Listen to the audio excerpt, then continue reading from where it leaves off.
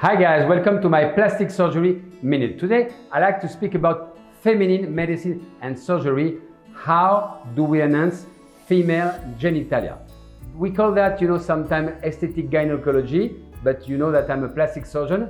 I call that also GAPS, genital aesthetic plastic surgery. Whatever we are calling it, it's all about, enhancing both function and aesthetic of the female genitalia, vulva, vagina in particular. Let's start with the function. I like to say function first. What is the first condition we can treat? What we call sexual dysfunction, when woman does not feel as before during sexual intercourse. So we can treat that with many different techniques. On our side, the plastic surgery side, we have now the use of the PRP, plasma-rich platelets, that we can inject at 3 levels in the clitoris, also alongside the urethra, and also in the vagina in the famous so-called G spot. Other conditions, functional conditions, are, for example, urinary incontinence. We have some new techniques, for example, combining laser and PRP that also can help women suffering of stress urinary incontinence, especially at mild stage. Another functional condition is pain. For example, during sexual intercourse, we call that dyspareunia. We have different techniques, new techniques for that. For example, the use again of the plasma, PRP, some HA fillers, hyaluronic acid, or fat, either solid fat, microfat, or liquid fat. We call that nano fat.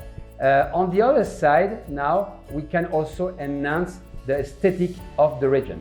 That's why we call that aesthetic gynecology. The first area to enhance, the labia majora, that are on the side and bigger than the labia minora that are in the midline. So usually as we age, the labia majora tend to deflate, to lose volume, like for the face, and we can repulp the majora either with, again, hyaluronic acid, filler injection, or fat grafting. The labia minora is a different story. Usually the problem is they are too long, so we do surgery, we do a reduction. This is called also labia minora plasty. We can also reduce the caliber of the vagina and sometimes of the perineum.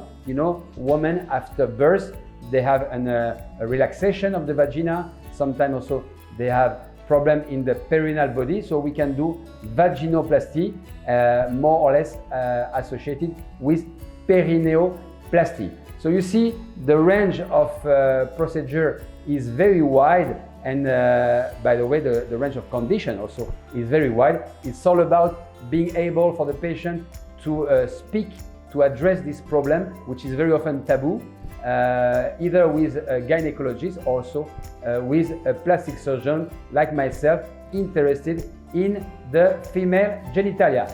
Hope it was helpful, and I see you soon for a new episode of Plastic Surgery Minutes.